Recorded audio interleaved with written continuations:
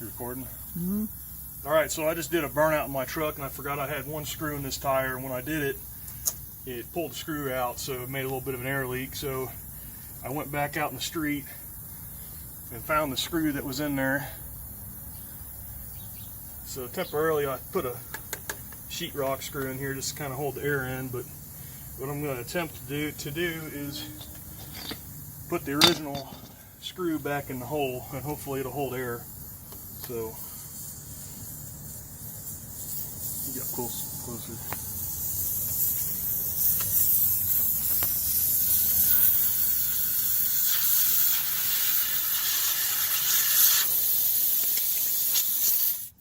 So it's definitely coming out.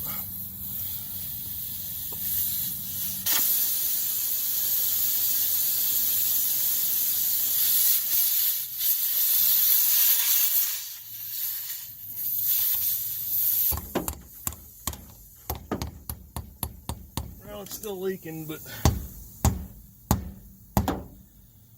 it ought to get me home. See you guys later.